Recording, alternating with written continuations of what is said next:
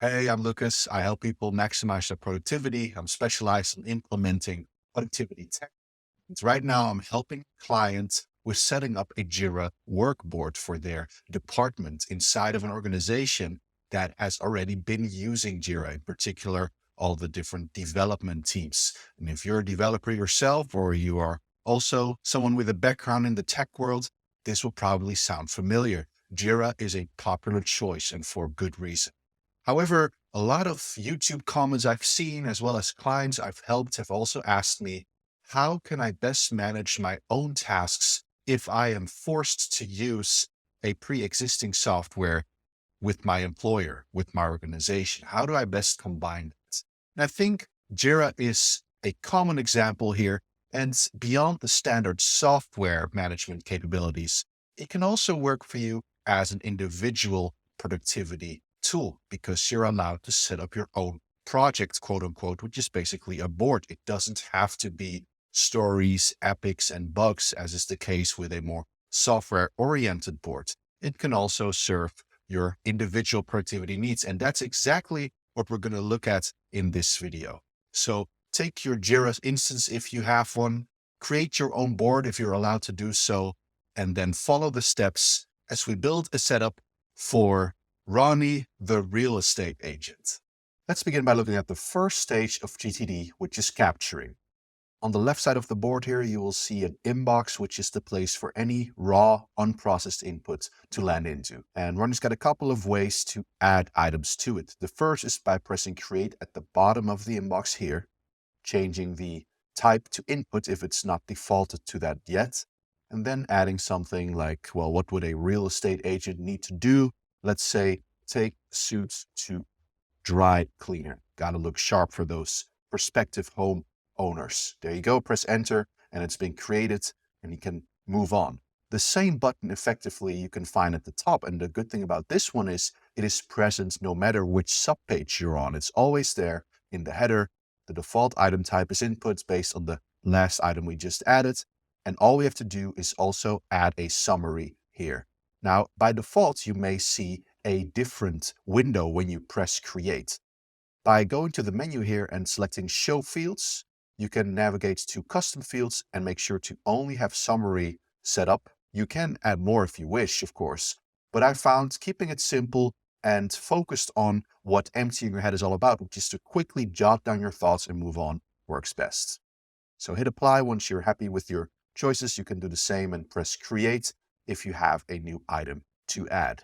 You can also email into Jira, into the inbox to be exact, and here's a result of that. Now we're going to look at the settings in a moment to see how that works, but effectively you can set up a particular email alias. Once you email to that specific address, it will automatically be captured by Jira, and here you see an example of it. You can also create a form, which is effectively a web page, and you can use it for many other use cases as well. For now, I just added a very simple input form, which again contains a summary and an attachment if needed. And we can look at a preview here. This is actually a web page with a URL, so you can save this as a bookmark and add anything from there without having to navigate to the board itself. And finally, Jira has a web clipper, or a sort of web clipper, let's say. It is a Chrome extension, and if I click on it, I can immediately create an input and add it to Ronnie's board. Now, let's say he wants to follow this amazing tick course. Now, a normal web clipper would provide options like showing the URL that you're currently navigating on, saving it as a bookmark, or being able to clip a piece of text. All of that is not present in this one. What is present is the ability to take a screenshot though.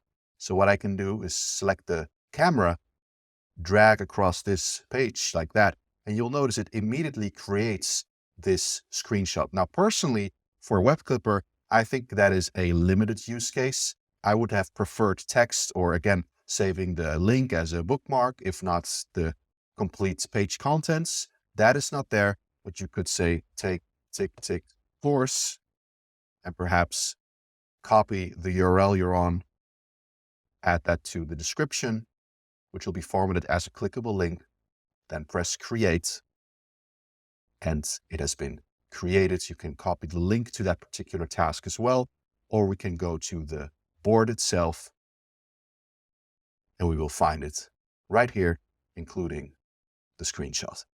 When it comes to the structure of this setup, organizing it, you will mostly be using the board view as well as the list view or the issues view, which is basically just an advanced list view.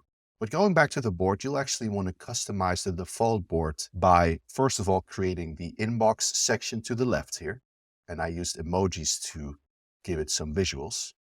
Then active, which is for anything that's been processed, which you will look into in a moment, the clarifying stage. And now it's decided that this is something you'll be working on. The associated tasks are also next actions. For Ronnie, for example, he needs to create a video promo for a house he's trying to sell, and it has various subtasks associated with it. A completed section for projects and associated tasks that have been done, and you want to keep a record of that. Now, you may not want to have a look at this all the time from board view, so you can actually collapse and expand these views as well. Not now, also known as a someday maybe list, for any inputs or even active projects that you've decided, hey, I'm actually not going to commit to this now, but I do want to keep it in my system, store it for later. That's where this can go. Agendas for various talking points you may have with individuals, organizations, or any other kind of entity, so to speak. And all the way to the right, your higher horizons, which include your goals, your focus areas, your vision, and your purpose.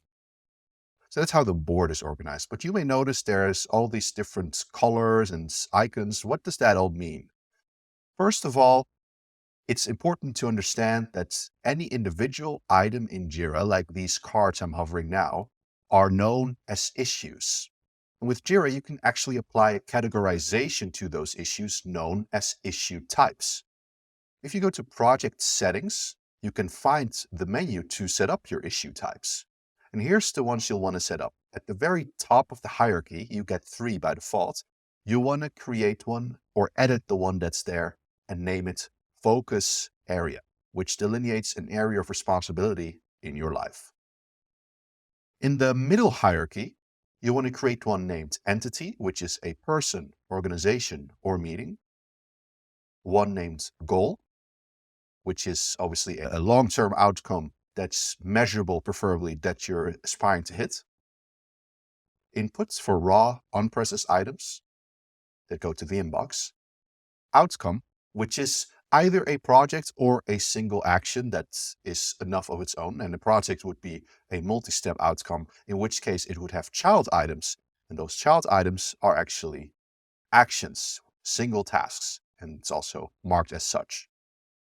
Now you'll also see that there's something called description fields and context fields. On the right, you have a wide selection of fields to choose from. What I recommend is keeping it simple. You can customize every single issue type to contain various of these fields. For focus area, I just stuck with a summary and a description. It's basically descriptive, and so it's likely that text will be enough to display what this is about. For entity, I went with the very same setup, although you could add a due date here to indicate to yourself when you may be interacting with a person, when you may be having a meeting, so it can remind you, so it can show up based on these filters in lists or the issue list that we discussed previously by sorting for due date, and you'll know exactly what you need to tell them when you see them. For goal, I added due date as well as start dates. For inputs, I kept it simple again with only summary. Now, outcome and actions are arguably the most complex ones. They include context, for one, which is a label, and you can customize the label by calling it a context, which is a condition that needs to be met for this task or outcome to be completed. For example, for Ronnie, we have various houses he may be moving in between and computer, which he uses for his work. And so they are available to select from if it is an outcome or an action. What this also means is when you have an input, for example, let's go to publish house ad, you'll see that it's very minimal. But if we change the issue type now to outcome, which is one way of processing this item. You'll notice that contexts, due date, and start date, if applicable, have been added. Publish house ad. What does that mean? I feel like we could add a bit more detail here because Ronnie's got a lot of houses to sell. So only naming it publish house ad isn't very accurate, very descriptive, or helpful, especially considering you will probably have dozens of items. You'll want it to be as specific as possible. So let's fix that. Let's just say publish house number 4 ad on website. Cool. Maybe a small description. This house is ready to go on market. Price range 500 to 700K. Save. Now it's time to ask ourselves, is this outcome enough of its own? Is it a single action for Ronnie? Or will we perhaps need to perform multiple steps to get there? Let's assume it is actually a multi-step outcome, a project in GTD terms. That's where we add a child issue. We can also choose existing issues in Jira already, but in this case, we're going to add new ones. And you'll notice they all have this blue check mark because if you remember, in the project settings, we set those up as actions. Let's say that the first step we need to do is edit photos to make sure they look good and they aren't too large for the website so that it loads too slowly. Edit photos. Press create. Now we've created our first child issue related to this outcome. And if we press it, we are able to navigate to it, but also see at the left top here what it is a child of. What is the parent project here? So it's very easy to navigate in between. Let's also say we want to record a voiceover to illustrate and talk about this house in the ad. Then let's keep this one a bit simpler. Just say publish on website. Cool. So now we've added some subtasks, but we're not quite done yet. Since this is an outcome with multiple substeps, we won't need to add a context on this level. It's not a single action. We will need to do that though for these specific tasks. Edit photos. That's something Ronnie can do on his computer. It's a label that's already available because there are already other tasks in the system that already have this label. Let's do the same for recording a voiceover. Perhaps Ronnie has a home studio, so we'll add the studio label, and then let's publish on the website. That's again a computer task.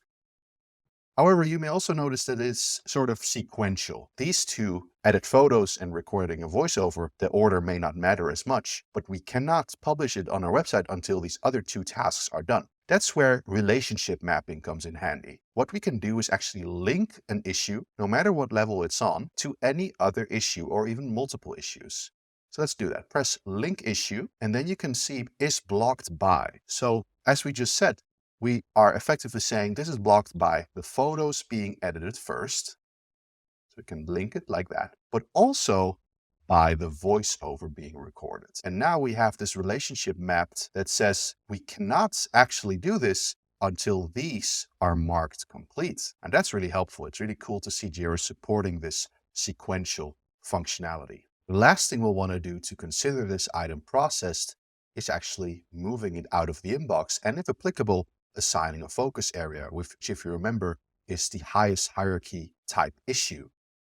This is something we can intuitively add from right here, from the outcome view. So let's do that. Add project, add focus area. And this is related to the real estate agent focus area for Ronnie. Now we have a beautiful map that shows us, based on this focus area, what is all the supportive work or all the related issues, whether it's a goal like selling 20 houses this year, which is registered as such under Higher Horizons, whether it's a talking point he may have with his manager about discussing his quota, for example. Now, this is a talking point, which means it has no context. We don't want to confuse this with the next action, even though it's the same issue type. But a talking point doesn't need a context. Hence, that is an easy distinction to make. And lastly, of course, there's the project that we just added, but it's still in the inbox. So let's change that by going here and moving it to either active or not now. It's up to us to decide how relevant this is. If this is processed, but we shouldn't do it now, we could move it there, but this one is active. So let's move it there and do the same for every related subtask. Now this looks like a bit of a nuisance. There are ways to automate this. I just wanted to keep it simple for this particular tutorial. You do have access to automations under project settings that could, for example, say if an outcome is moved to active, move all of its subtasks to active as well. But then you do lose some of that manual control that you may want to keep. So that's why I didn't include it here, but know that it is available. All right, great. Now we can take a quick look at another project that we already processed, which is to create a video promo for another house, which is to shoot footage, edit footage, and publish the video. Again, a sequential project. Now every step is sequential here. So you'll see that publishing the video is blocked by editing the footage first, which in turn is blocked by shooting the footage first. And all of it has a context. This is house number one. In other words, we need to be in house number one to shoot footage for house number one. Makes sense, right? So that's how this all works. That's how you can organize your projects and distinguish between ones that are active and inactive, etc. Now you'll want to know how to actually work from an action basis, because this is still very much a classic Kanban approach almost. You see everything in one overview, so you still have to search for the actions that are available based on the place and time you're in.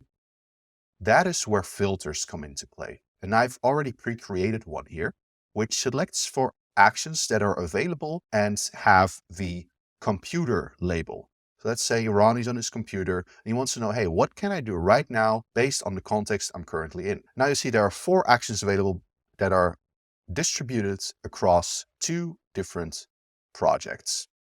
However, you'll also see a problem here. If you remember, we just saw that these are sequential projects, and we are seeing items that we cannot do right now because they are blocked. This is a major drawback of Jira. I honestly tried a lot of different ways to get this filter set up properly. You can even see there's this advanced search here that I attempted to display items that are not currently blocked. But I tried as much as I could. I searched for all the support forums. I talked to ChatGPT. It seems like this is not really possible unless you do some seriously extreme workarounds.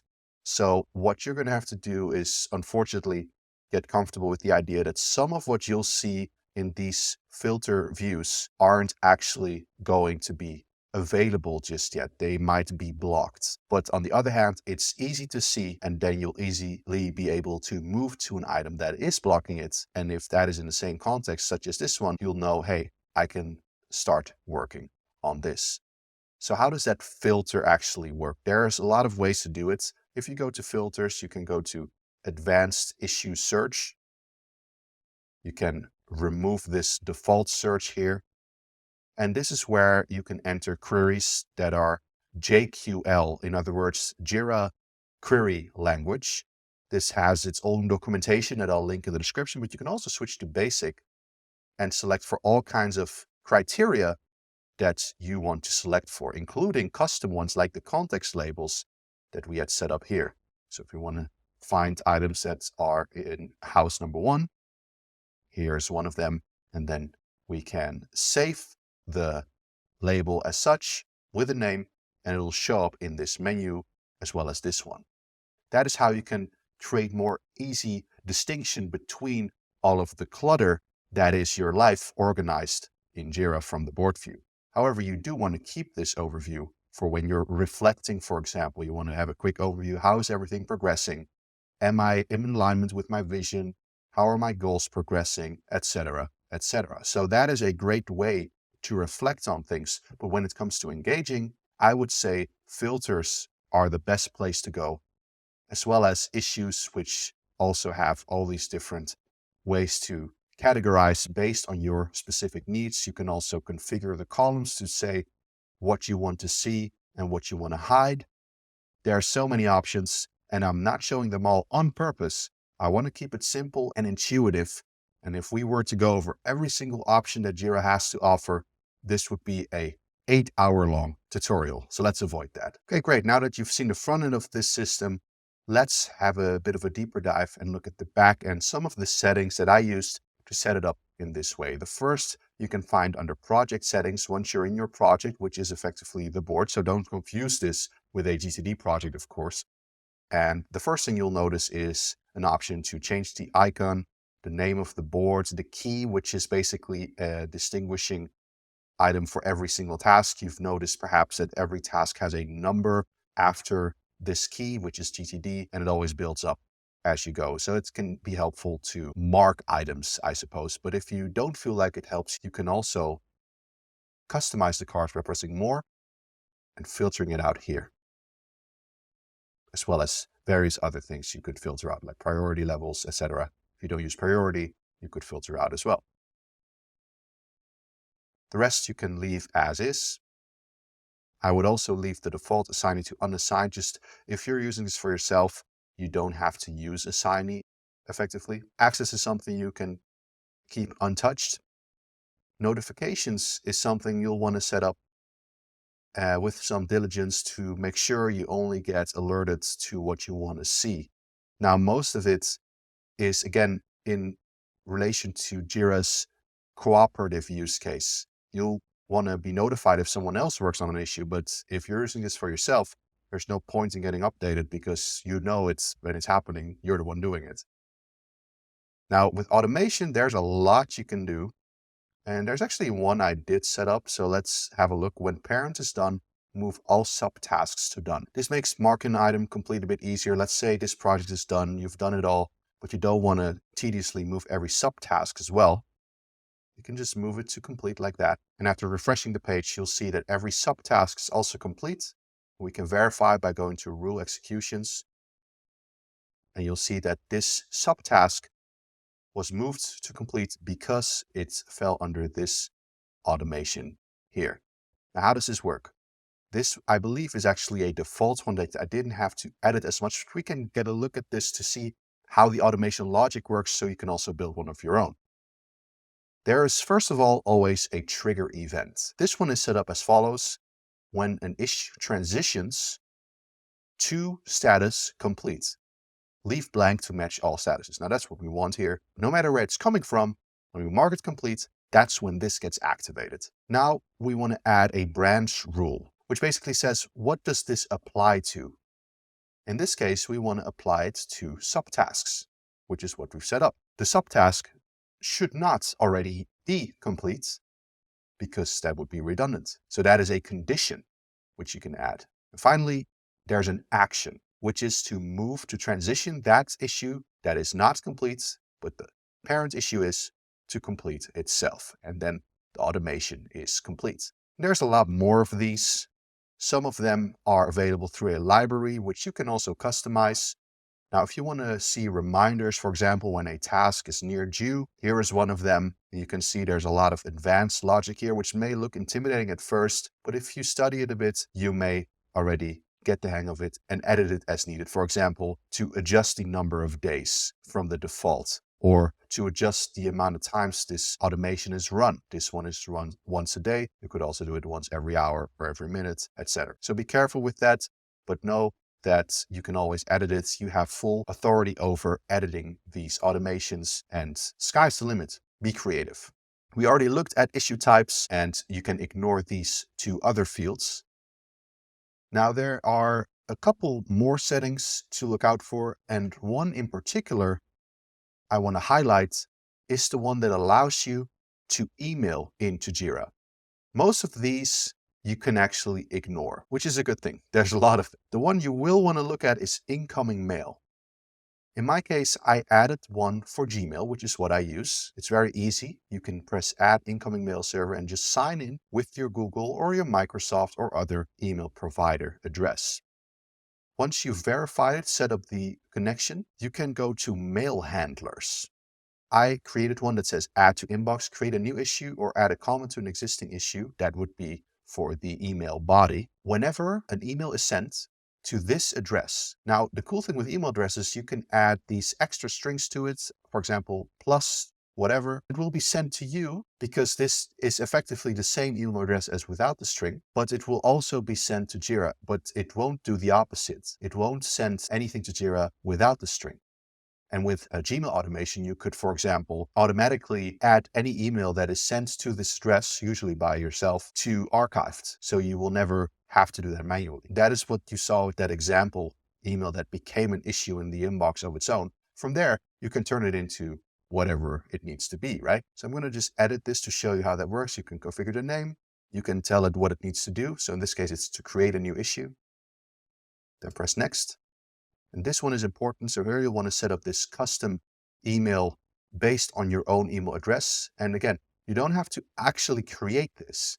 You can add whatever you wish. It will do the job. Just make sure you remember what you create and perhaps save it to your contexts and call it the Jira inbox. So whatever you forward to this email address will end up in the Jira inbox, issue type being inputs, which is what we want. The rest you can leave as is or copy what you see here and then save it. And there you're good to go. So as you can see, Jira can function pretty well for a GTD setup. It's not perfect by any means.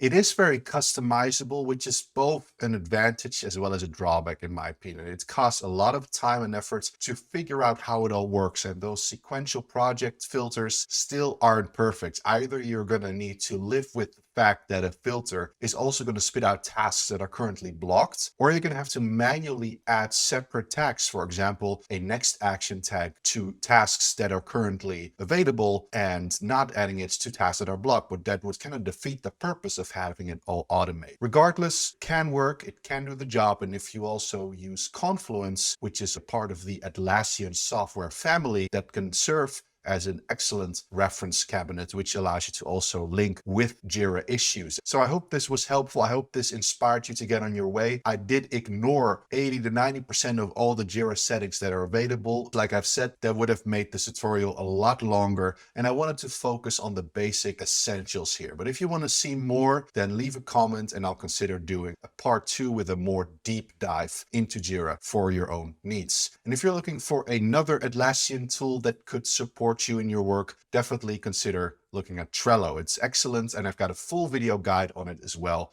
that I'll link here in the description, or somewhere here in the video you're going to see a card that you can also click on. So thanks for watching. Leave any questions or comments about this Jira setup in the comments, as well as your own experience, and I'll see you in the next video.